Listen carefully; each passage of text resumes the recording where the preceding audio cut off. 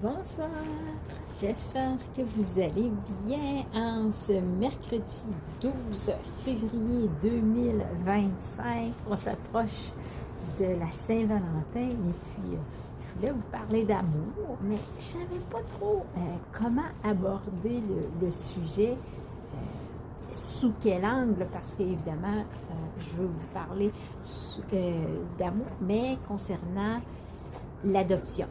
Et il y a quelqu'un, un ami hier, qui me demande, est-ce que toi, tu as déjà sorti avec un homme noir? Ah, intéressant comme question. Ça faisait longtemps qu'on ne me l'avait pas posé. Quand j'étais adolescente, on me la posait beaucoup plus fréquemment. Et donc, ça a été bon comme question parce que j'ai dit, on va parler de ça aujourd'hui. L'amour, les relations interraciales. Est-ce que, en tant qu'enfant adopté moi-même, je préfère sortir avec une personne de couleur ou une personne blanche?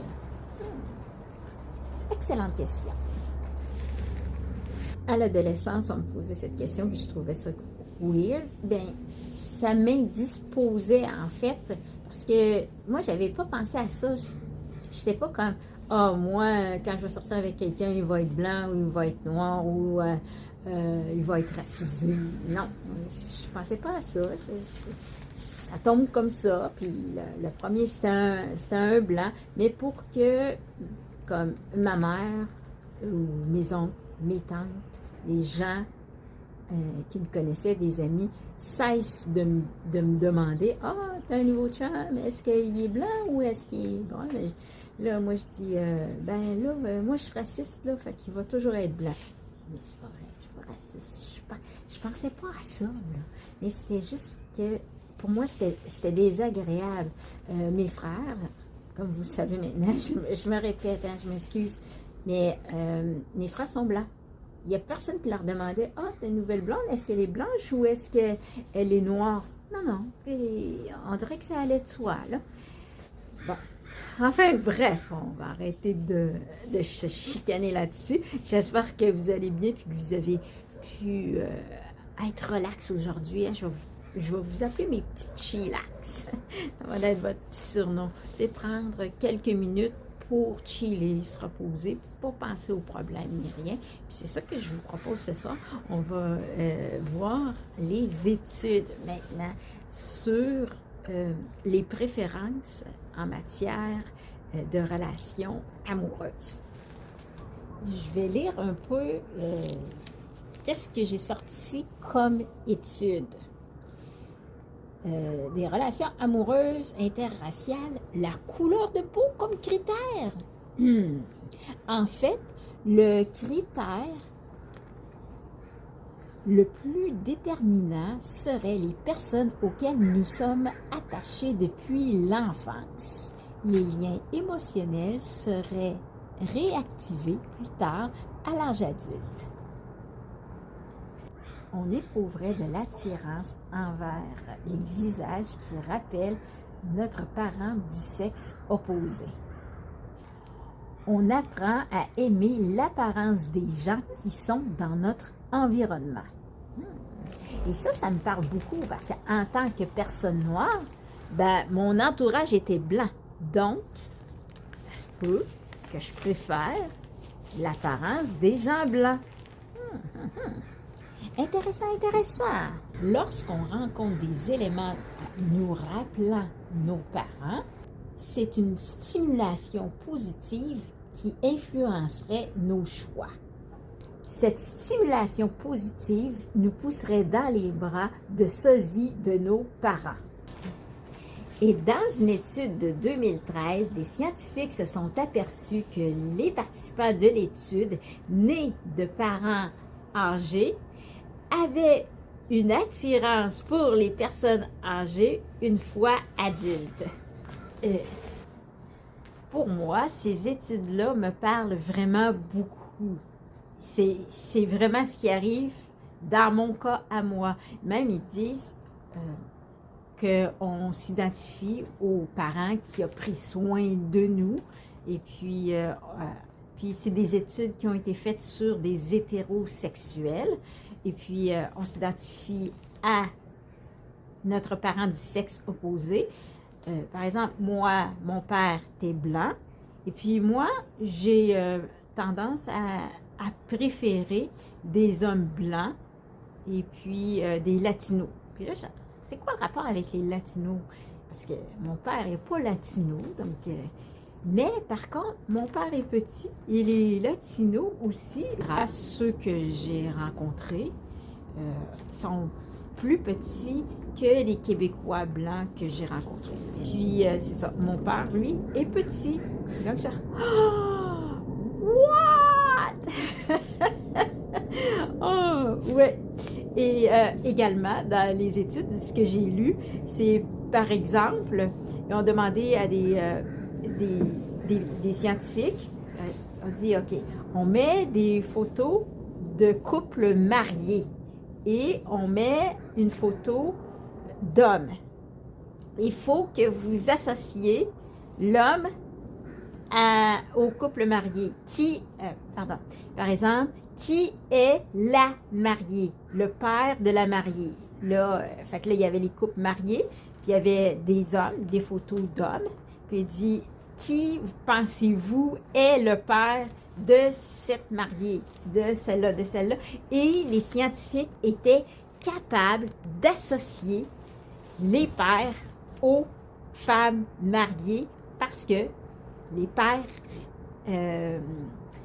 ressemblaient aux copains. La femme avait choisi de marier quelqu'un qui ressemblait à son père. Même chose pour les hommes. Là, ils ont mis les photos des mariés, du couple marié, puis on a demandé, OK, la mère du marié, qui vous pensez associer les photos? Et ils étaient capables de savoir que dire, elle, c'est sa mère à lui sur la photo.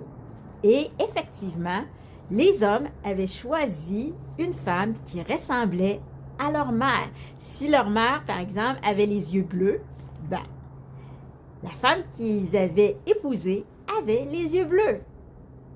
Donc, moi, j'ai ramené ça à l'échelle de l'enfant adopté.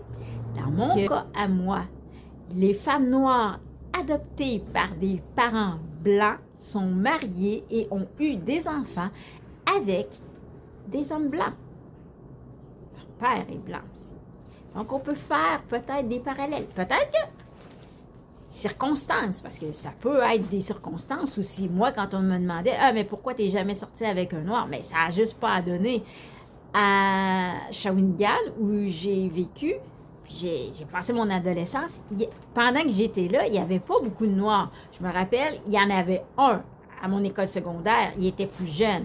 Donc, avec mon attitude, je suis tellement plus mature pour mon âge, mais oui, il y avait un an de plus que moi, de moins que moi, j'étais vraiment, vraiment beaucoup plus mature. Moi, qu'est-ce que je sorte avec, là? Donc, j'avais pas rencontré beaucoup de Noirs. Il y en avait un autre, j'en avais entendu parler dans une autre école secondaire, mais je l'ai pas rencontré.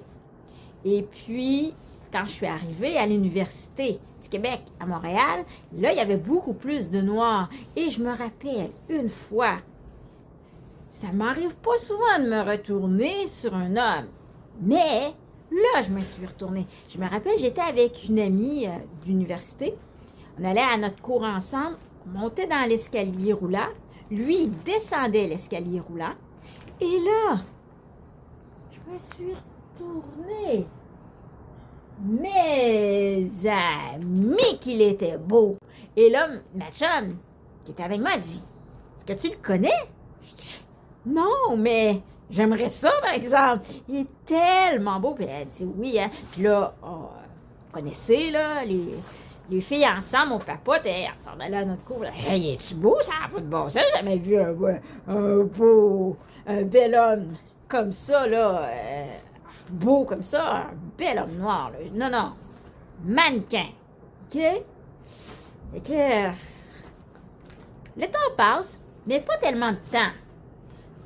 quelques jours ou en tout cas là, la semaine d'après, vraiment pas longtemps après, nous, on était une petite gang qui se tenait ensemble. 6 étudiants, on se tenait ensemble, on avait parfois des cours ensemble, parfois non, mais sur l'heure du dîner, aller aux pauses, on allait à un endroit, puis on pouvait se retrouver là. Même, on était tout seul, on commençait des travaux, à lire, puis il arrivait quelqu'un de notre groupe.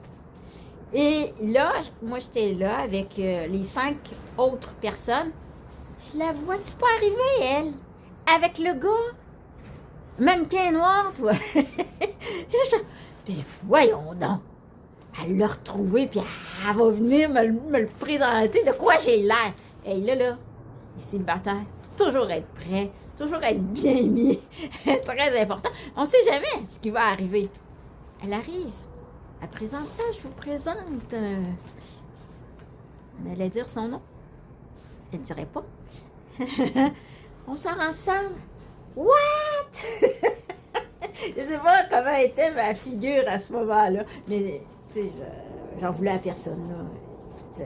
Il avait choisi une belle blonde aux yeux bleus, parce que oui, mon groupe d'amis était tous blancs. Puis elle était une belle blonde aux yeux bleus. Je ne faisais pas le poids contre elle. Mais enfin. C'est ça qui est arrivé. Et maintenant, je m'apprête à citer un psychiatre britannique qui a écrit la théorie de l'attachement vers 1969. Il s'agit de John Bowlby. Voilà, voici ce qu'il a écrit. C'est intéressant. Cette impression de déjà connaître l'autre après juste quelques regards, ce n'est pas de l'amour. Ce sont les échos de l'enfance qui parlent. Intéressant. J'ai une autre étude intéressante, c'est une étude australienne qui est sortie en 2023, qui a démontré que plus l'autre nous ressemble, c'est-à-dire que des caractéristiques physiques similaires, eh bien, plus on le trouve attirant. Peut-être que ça a l'air un peu narcissique, mais en fait, moi, je trouve que ça a du bon, parce que ça veut dire qu'on se trouve beau, à place de toujours comme être négative. Ah, je suis pas beau, je suis pas belle. Dans d'autres études, on s'est aperçu que les bébés sont attirés par les visages qui leur procurent le plus de soins. Et une fois adultes, ça continue. Les études montrent que nous sommes attirés par les traits qu'avaient nos parents quand nous étions enfants. 2 exceptions cependant. Une femme qui a des frères plus jeunes, ça j'avoue que je ne comprends pas pourquoi. La deuxième, je la comprends un peu plus parce que ça parle de s'il n'y a pas de lien d'attachement fort entre l'enfant et son parent de sexe opposé, évidemment, là, il ne va pas chercher ce trait-là chez son amoureux ou son amoureuse. Par exemple, si la femme a un père qu'elle n'aime pas, ben son amoureux ne va pas ressembler à son père. Si l'homme a une mère qu'il n'aime pas, sa femme ne va pas ressembler à sa mère. Ça va de soi. Ça, vous allez dire, oui, mais on en connaît des gens, des hommes noirs qui sortent avec des femmes blanches qui sortent avec des hommes noirs. Oui, hein? Il y a toujours des exceptions. Là, on fait une règle générale. Il y a aussi on peut sortir avec quelqu'un par curiosité. Il y en a des fois, comme moi, je me suis fait dire, je ne suis jamais sortie avec une noire. Tu sais, comme des fois des complimardes qu'on appelle. On pourrait peut-être en parler demain. J'avais prévu de parler de statistiques de fidélité et d'infidélité. Est-ce qu'il y en a plus chez les personnes adoptées? Mais je ne sais pas si je vais trouver des renseignements là-dessus. Je vais aller voir ce soir. Sinon, on pourra peut-être parler là, des genres de... C'est ça que j'ai dit que je ne sais pas si je pouvais dire ce mot-là sur YouTube. Compli marde, je leur dis, là, dans le sens que c'est un compliment, mais ça tire sur le non-compliment, finalement. OK. Je vous laisse là-dessus. On se retrouve demain.